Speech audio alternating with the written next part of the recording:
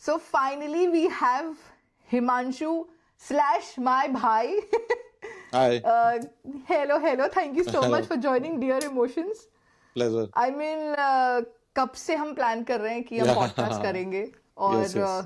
There is so much again आपके साथ जहाँ पे सिर्फ Sure. एक एंगल में बात नहीं हो सकती है. You are a doctor / my Yeah. Brother.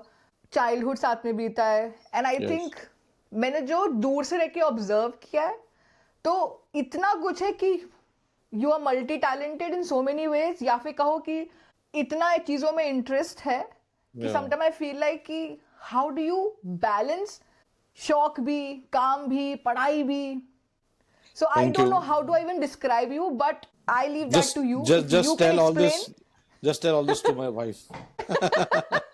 For sure. उनको पता है. And I think before we were starting to shoot this podcast, I think my sister-in-law gave me all the updates कि आज लाइफ के काम क्या नहीं हुए हैं just because you were shooting podcast today. So Yes. that was a great session. So of course, professionally जितना भी काम, you know, we can just tick it off कि हाँ ये काम हो गया, Yeah. वो काम हो गया, लेकिन फिर भी घर के काम is always pending, wife always complaining. So how is life at the moment? Life is good. I am वो कहते हैं ना कि I am sailing in too many boats right now. Professionally तो obviously quite busy रहना भी चाहिए. Then I am president of one of the Rotary clubs this year. So उसका बहुत सारा Rotary का काम चलता रहता है. Then I got my book published this year of ghazals, poetry. So Yes. that is going on. Then Yes. I am, as you said, I am an amateur astronomer. उसके कुछ चलता रहता है. And then हमारे बच्चों का बहुत कुछ चलता रहता है because they are having a lot of interest and lot of things going on, football, karate, music. So we are quite busy, but a good life. A busy life is a good life, and we Yeah. are enjoying the things which we like. So if you are busy doing those activities which you love, so life Correct. अच्छी होती है. Yes, So it's a great way to actually lead your life. Yeah, सिर्फ yeah, एक so- तरफा No. focus I करने cannot से be a should- person ever. I cannot be a person हाँ. ever जो एक ही काम करे. कई लोग होता है ना कि भाई आपको काम में इतना पैशनेट होना चाहिए. You should be passionate about work. Workaholic, bust keep on doing a work. I cannot be a person like that. I have to have my interests. I have to have my family time. So मेरे को work life balance हमेशा से चाहिए था, and I have striven together to get that, and I think I've reached a point where there's a good professional personal life balance right now. But आपको like you know when again going back to your childhood, you know, Yeah. and me being around as your little sister. Yeah. When I see you as like एक बहुत लोग होते हैं to do list Yeah. बनाते हैं focus के लिए. मुझे लगता है आपके दिमाग में ही लिस्ट बनी हुई है कि Yes. ये करना है, ये करना है, ये करना Yeah. है. ठीक है, भूख भी लगी है तो मन का खाना है, which is poha is your favourite. हम अभी टीज करते हैं आपको इससे क्या अभी भी पोहा आपका फेवरेट स्नैक है? मैरिज के बाद कुछ चीज चेंज हो जाती है. You don't always get what you want, but it's okay. Right. So substitutes क्या हो गए पोहा के? मेरा ऐसा है कि मैं आई कैनॉट हैव वेजिटेबल और paratha in the morning. I need something different. तो पोहा है, नहीं तो साउथ इंडियन हो जाता है, उत्पम. कभी सैंडविचेस हो जाते हैं, कभी ऑमलेट हो गया, हाँ. Things like this. Correct. So you enjoy food, you enjoy reading, you reading, food, travelling, reading, writing and Correct. Work तो एंजॉय करते ही हैं, बट ऐसा नहीं है कि उसी में बस डूबे रहना. इट्स नॉट लाइक डूबे रहना है. So for all our viewers, I want you to give out a proper understanding कि आप किस टाइप के डॉक्टर हैं. So I'm an orthopedic surgeon and I'm specializing in joint replacement surgeries mainly. So यहाँ पे एक Sterling Hospital है, one of the quite renowned hospitals at Ahmedabad, India, Gujarat, India. And I'm leading the joint replacement department over there. But I also do a lot of trauma surgeries, arthroscopies, but main focus is joint replacement. And especially उसमें knee replacement is my forte, you can say. So I've done thousands of knee replacement surgeries and other surgeries. And I understand कि आज के time पे of course AI is our best Yeah. friend / assistant. I don't know. Yeah, how do you? So AI is not totally caught up with my profession, but definitely technology is catching up. So recently हमने हमारे field में, if I talk about joint replacement, तो अभी क्या चल रहा है कि robotic surgery आ गई है, which was there in Western countries 5-6 years back, I think. And India में it's the latest fad, or you can say the latest thing. So we have to be with the times. So I have recently, me and my partner there, we are two surgeons. Yeah. So हमारी Yeah. team है, we work as a team. So Yeah. we got a robot. Yeah. So we have ventured into robotic joint replacements right now. So Correct. that is AI enabled. मतलब वो robot में Right. AI enabled बोल सकते हैं. But during that surgery, joint replacement surgery, AI is not Yeah. that much needed. Not that much needed. So, but you can say कि हम अभी जो technology, जो best technology available है, we are quite up to date, or I am quite in sync with the latest technology available in my field right now. And generally आपको किस type के patients आपको रोजाना देखने को मिलते हैं, like what is your general See, observation? because I am in a joint replacement surgery, we get older patients. So इसको geriatric branch बोलते हैं mostly, जिसमें above 60 years के most of the patients आते हैं, क्योंकि उन्हीं के joints घिसते हैं, the उन्हीं को arthritis होता है. So we see a lot of patients above 60 years, mainly females. But last 10 years, we have been seeing it now. Younger and younger patients are getting arthritis quite early on in the age. So हमको अब younger patients भी आने लग गए हैं OPD में. But definitely older age group is the main core area. One core subset of population that I see, and other subset is young professionals जो back pain के साथ आते हैं, back pain, neck pain, because they are constantly sitting on the laptop या bed पे, work from home they are doing. So उनको back की problems बहुत ज़्यादा लेती हैं. But of course they don't lead to surgical treatment in most of the cases. उनको we treat them with lifestyle modification, physiotherapy, some medication. And older patient whom I consult a lot of them end up in my operation theater for joint replacement surgeries. Oh wow. So these two subsets are there. Correct. Major cause क्या है for when you see such patients? Age. So as we age, her organ हमारे body का deteriorates with time. A little earlier in some patient, little later in another, but हम सबके ही joints घिसने वाले हैं, सबके kidney function, heart function, cataract जैसे आ जाता है. So aging is the main cause along with our sedentary lifestyle nowadays. Correct. क्योंकि बैठे रहते हैं, weight gain हो गया है in majority of the patients. So because what has happened significantly in the last few decades, that medical science has done such a huge progress that we are living more. अभी heart खराब है तो आपने bypass कर दिया, और you got a stent done, और valve change कर दिया, किडनी ट्रांसप्लांट हो गया, if your liver is not working, liver transplant हो सकता है, हार्ट ट्रांसप्लांट हो सकता है. सो जो ऑर्गन खराब हो रहा है वी आर रिप्लेसिंग इट, और we are in majority of the cases उसको अच्छा कर दे रहे हैं काफी हद तक. So people are living longer now, but living longer does not mean that you are living well. आपके जो एजिंग के सिम्टम्स हैं वो तो आने ही है, और सबसे ज्यादा we are seeing arthritis because of that, because of ज्यादा लाइफ की वजह से जो ऑस्टियोआर्थराइटिस के सिम्टम है नी जॉइंट पे, हिप पे, बैक पे, so we are seeing it more and more. So from a doctor perspective, you're saying that we are having a longer life, but living definitely not having a great life. So I'll give you one statistic. At the time of when India got independent in 1947, average lifespan of an Indian was about 37 years or 38 years only, something in that range, as low as that. And currently it is about 75 years. Women live a little bit longer. So there's a huge leap. And world over, we are seeing that. Correct. People are living longer because of good medical facilities. But aging के जो फिर बाकी symptoms होने हैं, medically भी, socially भी, everywhere we'll see the repercussions of that. Correct. But do you see stress as a major role that plays here? Yes. Stress is also. What stress does is that it causes inflammation. Inflammation एक तरह से यूं समझ सकते हैं कि joint में swelling आ जाती है, अगर कॉमन भाषा में बात करें तो, and that leads to lot of pain. So a patient who does not have significant arthritis, end stage arthritis, but if he or she has a lot of stress and he or she is experiencing a lot of pain due to that, might end up in operation theatre कि मेरे घुटने इतने दुखते हैं. X ray में हमको इतना खराब नहीं लगता है, but the patient is complaining that I am not able to walk, I am not able to stand, I have to take regular medications. So stress also definitely increases the chances of your joint problems. So obviously as a doctor you can say that lifestyle can be one of the issues, stress can be another issue, and then multiple... It is the major issue. It is the issue. Stress is the major issue. Yeah. Nowadays. And so now beyond just, a doctor who is diagnosing a certain issue, I want to know कि आप क्या सोचते हो कि जब stress आता है किसी को, it can be, obviously you don't understand and you may not end up talking to a No. We never end up.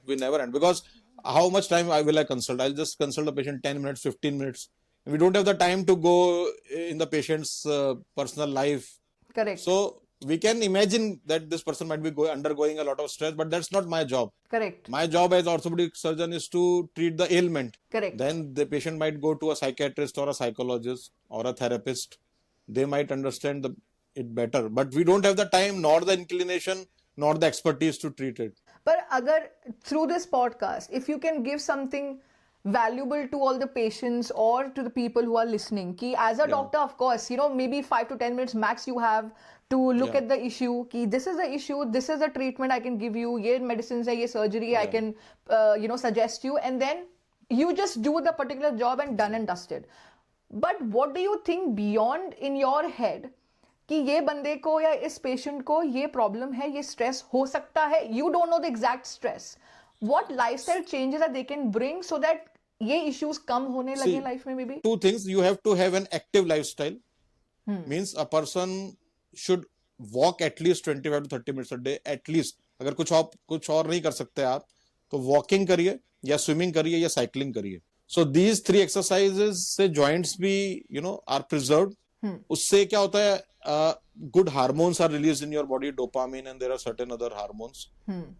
You remain happy, obviously. और जो दूसरे physical effects है, your heart will be मतलब in a better condition, fat नहीं जमा होगा, blood circulation बढ़ेगा, all those things are there. Joints आपके अच्छे रहेंगे, so constantly उसका pain and जो उसका stress होता है, so it's a never ending cycle. Once a patient enters that stage of arthritis when there is a severe pain, तो pen होता है, उससे उसको स्ट्रेस होता है, दवाई लेते हैं, उससे स्ट्रेस होता है, वॉकिंग नहीं कर पा रहे, उससे स्ट्रेस होता है. This goes on and on. So what I tell the patient, इधर you get the surgery done, अगर बहुत खराब है you get the surgery done, get okay, be okay, start walking, start living your life. अगर हमको वो भी नहीं करना है या उतनी एंड स्टेज नहीं आई है, at least start walking, learn some exercises, do physiotherapy, be an active person. तो उससे आपकी मसल्स भी अच्छी रहेंगी, बॉडी मास भी अच्छा रहेगा, ऑस्टियोपोरोसिस यानी एज के साथ जो बोन्स वीक होने लग जाती हैं वो भी कम होएगा. You will be a healthier person, happier person too, क्योंकि इनसे गुड हार्मोन्स भी रिलीज होते हैं, जैसे मैंने बोला. अगर ओल्डर पर्सन है और कोई भी आदमी एटलीस्ट वॉक तो कर ही सकता है. Correct. सस्ता, सुंदर, टिकाऊ, इजियर डन. और सेकेंडली जो हमेशा हमने घर में भी देखा है, मैं भी फॉलो करता हूँ, you have to have some hobbies और इंटरेस्ट और पैशंस, जो मेरे तो कुछ ज्यादा ही है, वो ना भी हो तो उससे भी आप स्ट्रेस आया, आपको अपने वर्क तो करना ही है, फैमिली को भी टाइम देना है, लेकिन स्ट्रेस को बीट करने के लिए if you have some interest, reading, listening music, travelling, कोई इंस्ट्रूमेंट प्ले करना, जो भी आपके इंटरेस्ट हो, some creative interest. I won't say दिन भर बैठ के ओटीटी देखते रहना, which is in a sense also a hobby, you can से.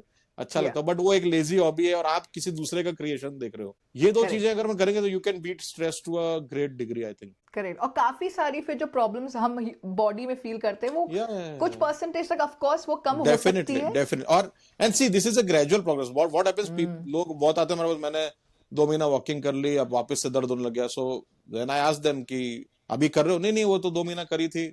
So this is a continuous process. You have to keep on doing these things. ठीक है, the degree might vary. आप किसी दिन बिजी हैं ज्यादा तो आपने 15 मिनट कर लिया, किसी दिन ज्यादा टाइम है तो you might give it 1 hour or so. But if you do it continuously, then you mentally also you'll be happy and physically also you'll be in a better condition. So when we are talking about hobbies and interest here, give me 5 books maybe that you recommend people to read.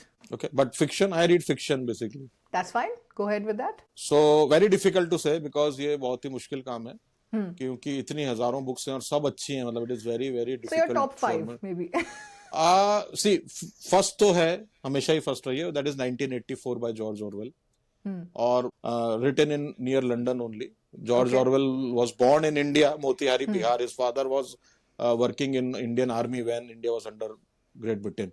But he shifted to London, to Britain basically when he was 5 years old. So वो एक dystopian book है, हालांकि it's not a very happy book, but वो मेरी all time favorite book है and I recommend to everybody. 1984 by George Orwell. But if you ask me कि अगर किसी नए रीडर को मेरे को कहना हो कि मेरे को कई लोग आते हैं, because I run a small book club also. And people know me as a bibliophile और मेरा छोटा YouTube भी चलता है बुक्स के ऊपर. Very infrequently I post. But अगर कोई मेरे से ये पूछे कि which is the second book on my list, कि मेरे को रीडिंग करने की इच्छा तो है बट मैं घबरा जाता हूँ या घबरा जाती हूँ, इतनी हैवी बुक होगी, उसकी लैंग्वेज से. सी सम मेनी पीपल आर अफ्रेड कि ये बहुत हैवी बुक होगी, मेरे को इसकी लैंग्वेज समझ में नहीं आएगी. तो सेकंड बुक जो मेरी लिस्ट में है, I would recommend to any new reader, and that is to kill a mockingbird by Harper Lee. Okay. To kill a mocking, and why, उसका रीजन है.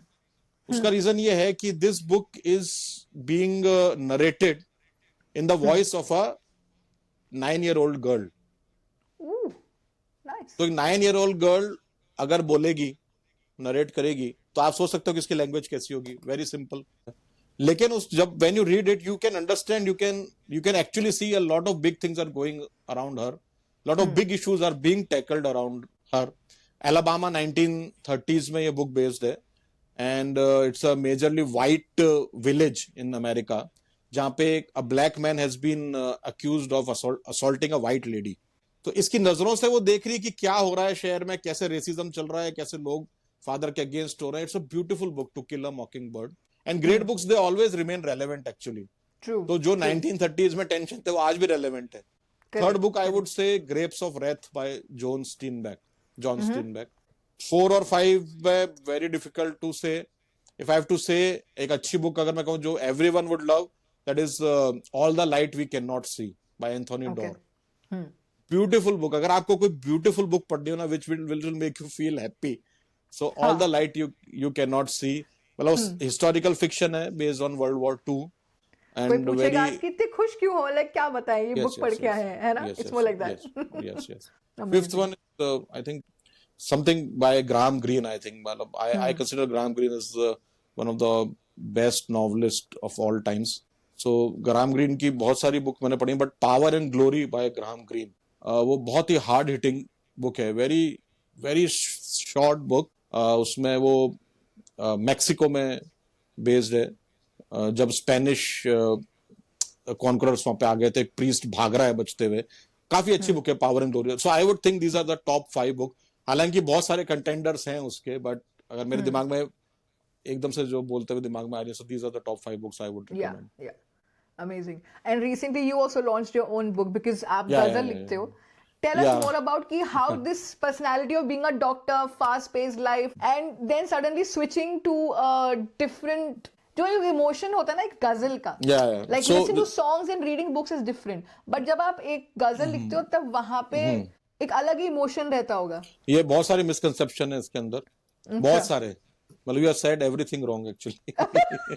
सी डॉक्टर्स एंड गजल, ये तो बहुत लोग बोलते हैं, लेकिन ये बहुत ही गलत बात है, क्योंकि डॉक्टर है तो क्या हो गया, मींस डॉक्टर्स तो एक्चुअली आप देखोगे तो हर फील्ड में मैं कोई तारीफ नहीं कर रहा हूँ, बट क्या होता है कि अगर आप इंटेलिजेंट हो थोड़े भी, आईक्यू आपका अच्छा है, तो व्हाट हैपेंस, सेरेब्रल कॉर्टेक्स जो हमारी होती है brain, so there are different centres in the brain. एक आई सेंटर है जो आपको सुनने में, देखने में मदद कर रहा है. एक ऑडियो सेंटर है.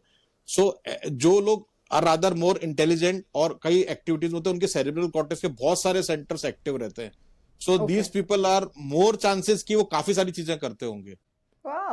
तो ये तो कोई बात ही नहीं कि डॉक्टर्स ये नहीं कर सकते, डॉक्टर सब कुछ कर सकते हैं. No, I meant was कि जब एक नहीं, डॉक्टर पर आपने तुमने नहीं पूछा, लेकिन मेरे को बहुत लोग बोलते हैं कि डॉक्टर और गजल इनका तो कोई वही नहीं है. तो मैंने कहा इंसान ही है ना डॉक्टर, तो वो कोई बात नहीं है. so true. नहीं, एक्चुअली क्या होता है कि हम as being normal we people, bracket हम सबको ब्रैकेट कर देते हैं, जनरलाइज करते हैं, जैसे टेंडेंसी की ये है तो यही होगा, डॉक्टर होगा तो यही होगा, ऐसा ही होगा, which is not true actually. But I remember one time when Devashish, when he was trying his hard to get into IIT, and I think उनको अपना एक पसंद का रैंक नहीं मिला था, and he was, well, again, I was a little sister around, you know, with my 2 elder brothers, so मेरे को ये चीज कही नहीं गई थी कि ओ या यू नो व्हाट, मेरे साथ खेलो मत आज, मैं थोड़ा सा, या I can't interact with you, मेरा मूड ऑफ है, ऐसा कोई वर्बली नहीं कहा गया था, but you can sense. Now then I saw one morning कि आपने उनके लिए कुछ लाइनें लिखी थी just to boost his morale, and that was the first time I remember कि अच्छा आप राइटिंग में भी हो. But I had that urge to write something, जो अर्ज एक अंदर की को एक्सप्रेस योरसेल्फ, वो थी मेरे में हमेशा से ही. फादर मेरे को बोलते रहे कि तुमको आता है idea, but you don't know the craft actually. See एक मैं इंटरेस्टिंग बात बताता हूँ, which I don't know your listeners know, कि any poetry writing is also it's a very difficult job, क्योंकि आपको उसमें इमोशंस भी चाहिए और इंटेलिजेंस भी चाहिए, यानी डिसिप्लिन भी चाहिए. व्हाई आई एम सेइंग, कई लोगों को लगता है कि अरे बस जज्बात ही लिखने हैं इसके अंदर, तो कहीं आज मैं दुखी हूं तो मैंने दुखी वाली कविता लिख दी या दुखी वाली गजल लिख दी, आज खुश हैं तो ये लिख दिया। और there are specific patterns, 30 odd patterns, उसी में आपको लिखना है, आपके जो मन में आ जाए वो नहीं लिख देना है। करेक्ट। उसमें फिर आपको राइमिंग भी करनी है, काफिया बोलते हैं, राइमिंग करनी है। राइमिंग के अलावा आई डोंट नो, मैं शायद ज्यादा बोल रहा हूँ, बट एक रदीफ भी एक चीज होती है गजल में, जो दुनिया की किसी पोएट्री में नहीं है। दुनिया की किसी पोएट्री में रदीफ नहीं है। राइमिंग तो सब में है। रदीफ क्या होता है? जैसे मैं मेरा ही एक दो लेके बताता यस, हूँ। Tell us more about your book, कि आपने जो बुक अभी लॉन्च की रिसेंटली, हाँ, उसमें से कुछ में भी। पढ़कर किताब इतना समझदार हो गया, पढ़कर किताब इतना समझदार हो गया, खुद दोस्तों के बीच में दीवार हो गया। इसका मतलब है कि बहुत ज्यादा पढ़ा लिखा आदमी भी दोस्तों को पसंद नहीं है, बहुत नॉलेजेबल जो बार बार अपना ज्ञान, तो ये बात ये कही जा सकती है। वो डिवीजन हो जाता है एक तरीके का। You stand tall if you are very intelligent, if you are बहुत ज्यादा सक्सेसफुल भी कह सकते हैं, तो भी दोस्त आपसे थोड़ा दूर हो जाता है। आप एक यू आर अ वॉल समझ। तो ये शेर में जैसा था कि पढ़कर किताब मैं इतना समझदार हो गया, खुद दोस्तों के बीच में दीवार हो गया। अब इसमें समझदार और दीवार ये राइमिंग वर्ड्स हैं। समझदार, दीवार। इसका अगला शेर ऐसा है कि हर वक्त जो सभी को सिखाया किए यहां, हर वक्त जो सभी को सिखाया किए यहां, उनको सिखाने का मैं खतावार हो गया।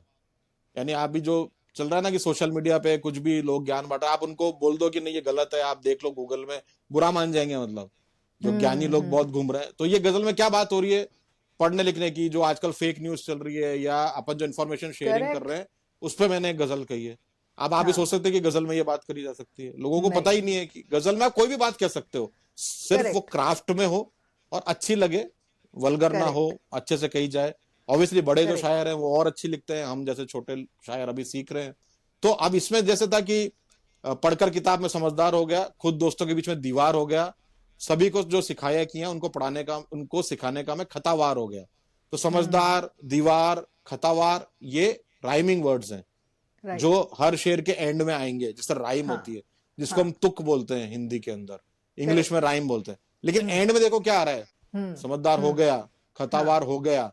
तो ये जो हो गया है, जो एक फ्रेज है, कांस्टेंट फ्रेज जो शेर के एंड में आ रहा है, उसको रदीफ बोलते हैं। तो और आपका proper process, it's a very creative process. आपको न सिर्फ इमोशन सोचने हैं, और अभी तो मैंने सब बहर तो बताई नहीं है। 2112 का एक स्पेसिफिक मीटर है इसके अंदर, जो हर लाइन में, हर वर्ड में आपको बिठाने। तो गजल लिखना या पोइट्री लिखना बहुत मैकेनिकल काम भी है। लोग सोचते हैं सिर्फ इमोशनल काम है। 99% जनता को यही पता नहीं है कि गजल लिखते कैसे हैं, या पोइट्री में छंद, हिंदी कविता का मतलब छंद क्या होता है, मात्रा का वजन क्या होता है। मैंने भी ये सब बातें अभी सीखी कुछ सालों पहले ही, and I am also learning that. I am not saying कि मुझे आ गया है, ये कांस्टेंट प्रोसेस है। लेकिन ये मेरे को फादर बोल रहे थे कब से कि तुम सीखो, तुम्हारे थॉट है, you know how to write a ghazal, but जब तक तुम बहर में, मीटर में नहीं लिखोगे, वो मुकम्मल ही नहीं है। मतलब वो पब्लिश नहीं हो सकती है, आपको वो गजल मानी ही नहीं जाएगी।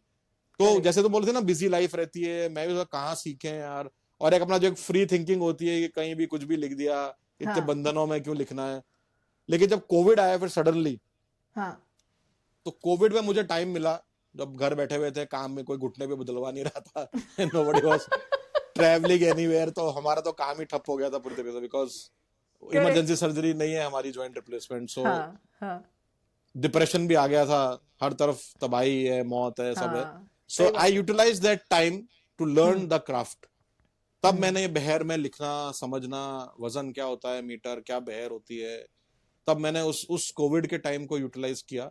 एंड देन मैंने थोड़ा धीरे धीरे बहर में, इट इज डिफिकल्ट क्योंकि आपको इसी में लिखना है, अपना इमोशन इसी तरीके से कहना है। तो धीरे धीरे फिर लिखना चालू किया, करते करते I am getting better day by day, I think so.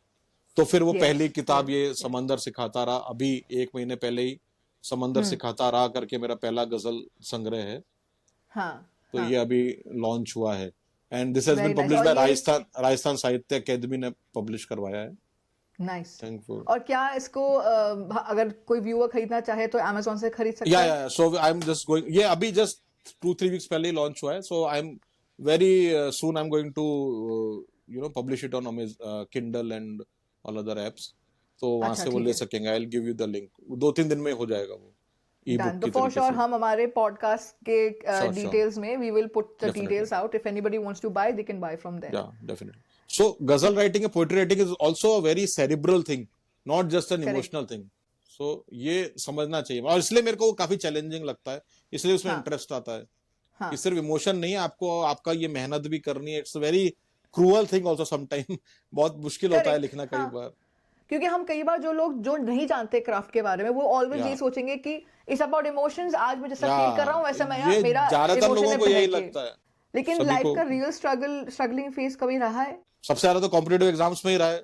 PMT की जब तैयारी कर रहे हैं, you know, I went to Kota, तब अनसर्टेनिटी लाइफ में Correct. क्या होगा, क्योंकि एक एग्जाम आपको पास करना है, वो नहीं हुआ तो लाइफ का डायरेक्शन बिल्कुल अलग है, और हो गया तो लाइफ का direction. Now in retrospect, now when I am 45 year old, I can say क्या, अरे कोई फर्क नहीं पड़ता है, एवरीबॉडी इज डूइंग वेल. मेरे जो क्लासमेट का नहीं हुआ मेडिकल एग्जाम में, वो भी probably much better than me. लेकिन as a 19 year old, as a 18 year old, मेरे लिए वो स्ट्रेसफुल टाइम था, क्योंकि वो एक थ्रेशोल्ड मेरे को पार करनी ही है. नहीं करूंगा तो पता नहीं कहाँ जाएगी जिंदगी, मेडिकल में आना है. फिर उसके बाद जब सबसे ज्यादा स्ट्रगलिंग टाइम, तो I think it was when was preparing for my post graduate examination. क्योंकि तब यू आर 24-5 ईयर ओल्ड, अभी आपका एमबीबीएस, तो बाकी दो दोस्त मेरे इंजीनियरिंग करके कमाने भी लग गए, एंड मैं घर पे बैठा हूँ, प्री पीजी की तैयारी कर रहा हूँ, उसमें पीजी मिलेगी. For doctors it is very long process. True. 30 years तक तो मेरी स्टडी चलती रही. देन मैं दुनिया में आया, दुनियादारी में आया. फिर सर्जिकल लाइन में इसमें और टाइम लगता है, क्योंकि आपसे फिजिशियन से तो कोई दवाई लिखा के ले जाता, कोई आपसे सर्जरी नहीं कराता यंग आदमी से.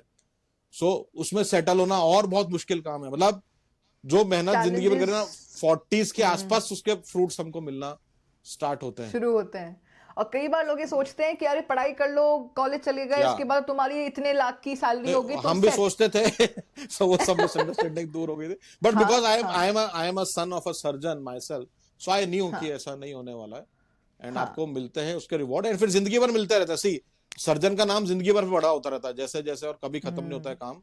सो the more you age, you are like wine, you know, ageing like a wine. मतलब एक मजेदार बात बताता हूँ मैं, जस्ट आउट, कि मैं जब मैं पास हो गया, पीजी कर ली मैंने, सो मैं मेरे पीजी टीचर के पाँव वाँव छूने, आशीर्वाद लेने गया, तो उन्होंने मेरे से बोला, Himanshu, who do you think is a good surgeon? तो मैंने वही अपने क्लीशेड बातें की, sir should be ethical, should follow scientific principle, should be compassionate दुनिया में, मतलब नॉट ग्रीडी मनी के. बोले नहीं नहीं नहीं, a good surgeon is bald, मोटा होता है, सफेद बाल होते हैं. So what you was trying to tell me कि तुम्हें इतनी जल्दी लोग नहीं मानेंगे कोई अच्छा सर्जन, जब तक तुम बूढ़े गंजे नहीं हो जाओगे ना. ओल्ड लोगों को लोग अच्छा सर्जन मानते हैं कि इसको एक्सपीरियंस होगा. So that is our struggle actually.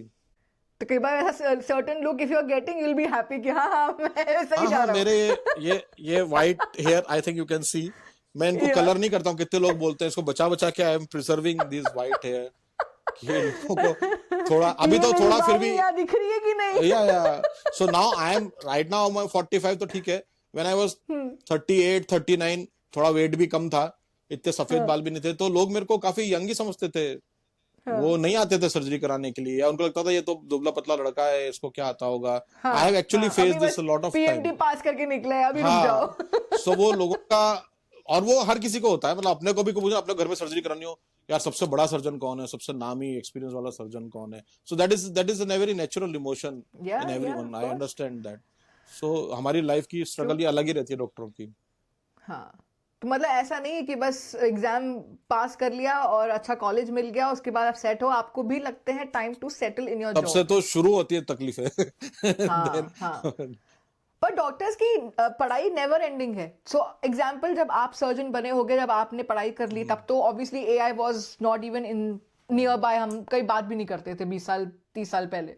लेकिन जब आज आप काम कर रहे हो, तो आपको क्या लगता है? ऑब्वियसली आई एम अज्यूमिंग कि आपके भी ऑपरेशन थिएटर में रोबोट या कुछ एआई का काम है. रोबोट है बहुत ज्यादा नहीं, एज आई सेड, एआई का. बट हमारे क्या है, सी व्हाट हैपेंस कि अभी जब जैसे मैं जॉइंट रिप्लेसमेंट सर्जरी कर रहा हूँ, अब इतने थाउजेंड्स एंड थाउजेंड्स कर लिए कि वो इंस्टिंक्टिवली हो गया है. We don't need to read it every day.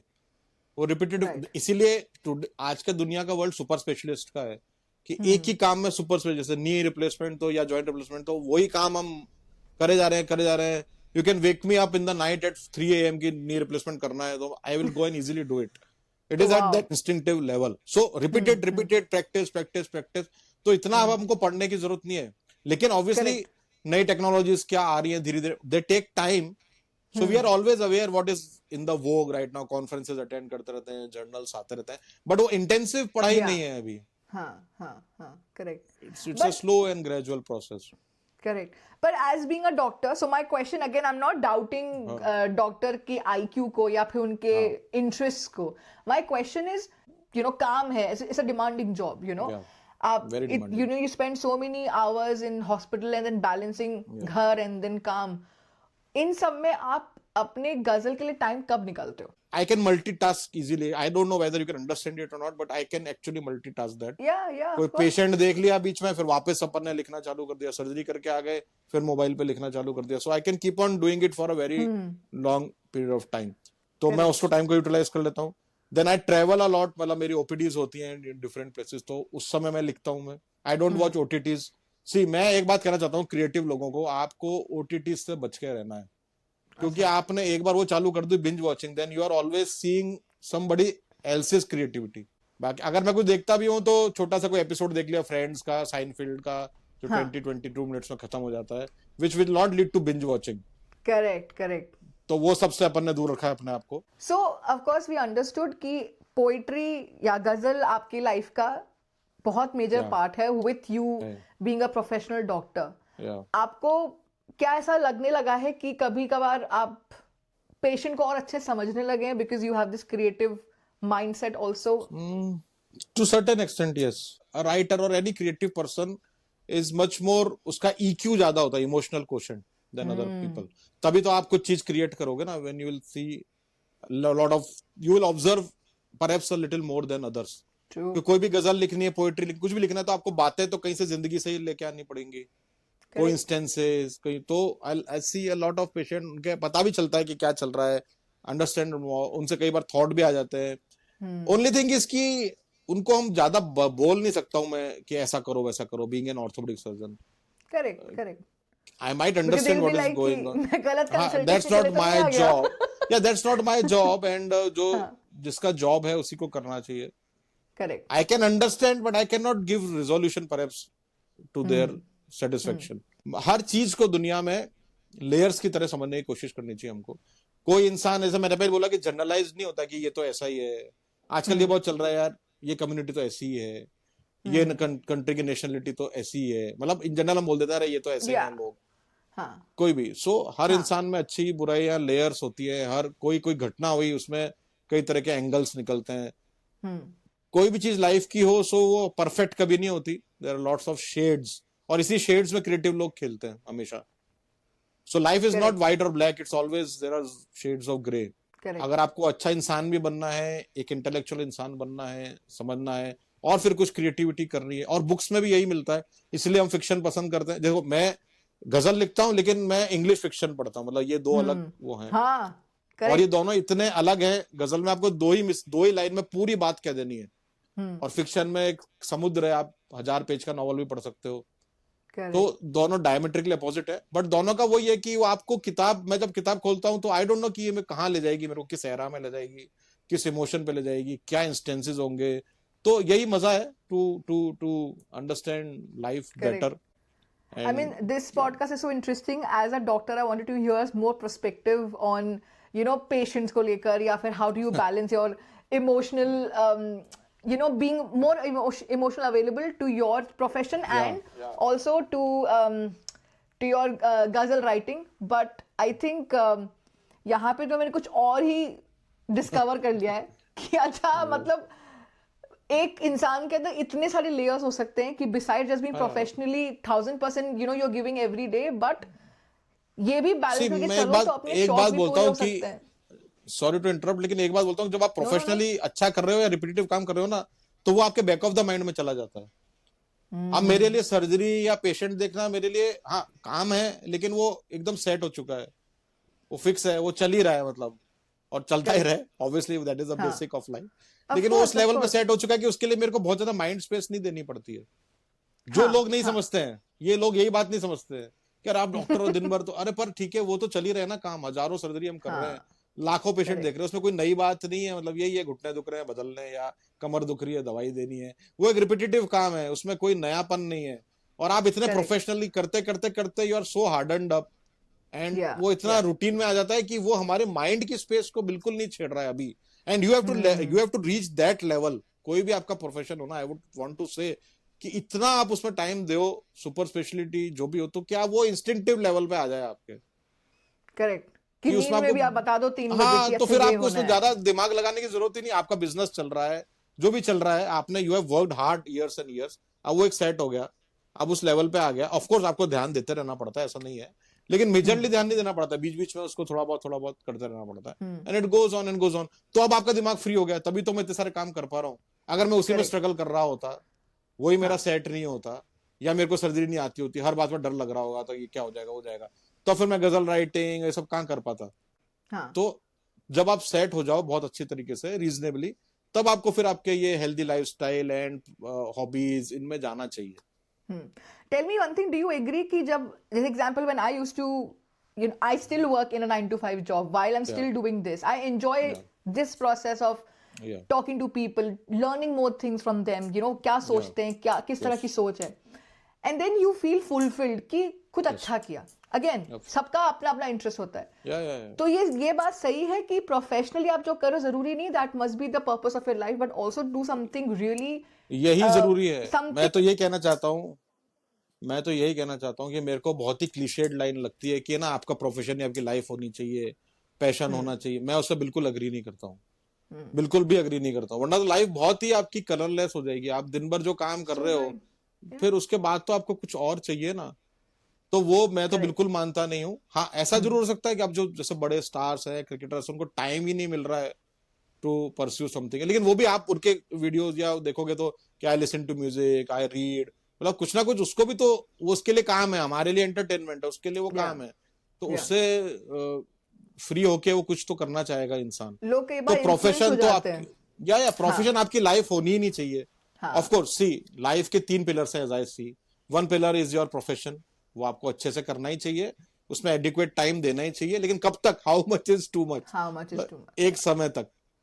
Second pillar is your family, obviously, wife, बच्चे, दोस्त, कलीग्स, मतलब उनको भी टाइम देना चाहिए. And third pillar is you as a person.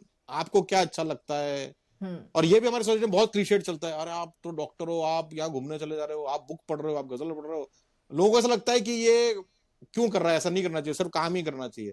Even I know many doctors. जब मेरी बुक लॉन्च हुई ना, 3-4 डॉक्टर आके ऑलमोस्ट रोने जैसे हो गए मेरे पास में कि आपको देख के हमको समझ में आया, हम भी ऐसा करते थे, पर हमने सिर्फ पैसे और उसके पीछे अपने छोड़ दिए, नाउ वी आर रिपेंटिंग. वो एक सोसाइटी की बनाई हुई, उसमें चले जाते हैं कि इसी तरह लाइफ हमको जीनी है, इतना ही पैसा कमाना है, इतना ही काम करना है. कुछ और कर रहे हैं तो सोशल टैबू है ये तो, कि डॉक्टर ऐसा कैसे कर सकता है, या ऐसा नहीं होता है. आपका you are many parts, you are made up of many parts, family life, professional life, then your personal life. तो वो तो उसके बिना आपकी लाइफ अच्छी हो ही नहीं सकती. ठीक है, डिग्रीज माइट वेरी. कभी आपने प्रोफेशन ज्यादा कर लिया तो फैमिली लाइफ थोड़ी कम हो गई, वो कम हो गया, फिर वो ज्यादा हो गया, फिर ये कम हो गया. You can play around the things, लेकिन तभी आप एक अच्छी लाइफ जी सकते हो, ना नहीं जी सकते. To have more colorful life, to have more emotionally balanced life. हाँ, हर चीज होनी चाहिए. पैसा भी एक चीज है, आपके शौक भी एक चीज है, फैमिली भी एक चीज है, प्रोफेशन भी एक चीज है. सबका मिक्सचर होना चाहिए टू वेरिंग डिग्रीज, और वो भी चेंज होता रहता है. ऐसा नहीं कि static. It's a very fluid, very, और यही लाइफ का मजा है कि अभी चलो मैं प्रोफेशन रोबोट लिया, अब मैं जर्मनी जाने वाला हूँ एक रोबोट की कॉन्फ्रेंस में, तो थोड़े दिन तक प्रोफेशन ही आगे रहेगा. फिर अभी मेरी बुक लॉन्च हुई थी तो गजलों में घुसा हुआ था, फिर एस्ट्रोनॉमी में आ गया, कभी बच्चों के साथ जा रहे हैं. तो कुछ ना कुछ लाइफ में चल रहा है ना अपने. तो एक जैसे मोनोटोनस लाइफ नहीं है. You are having a lot of things going on. बड़ा मजा आया. आपको मैं समझ नहीं पा रही हूँ कि मैं हिमांशु बोलूं कि आपके घर के नाम से बोलूं. It's difficult for me, but this is a professional platform, and I obviously feel like there is so much that I've learned from you, and I feel like आगे भी बहुत कुछ सीखने को मिलेगा. And ये तो सिर्फ surface level पे हमने touch किया, as you just said, कि ये तो सिर्फ surface level पर है. There is so much. So of course we will speak more. We will obviously invite you on their emotions as much as possible, so हम और जान सकते हैं about your personality and about perspective that you have in life. Sure. Definitely. Thank you so much for being part of Dear Emotions. Bye. Thank you. Thank you.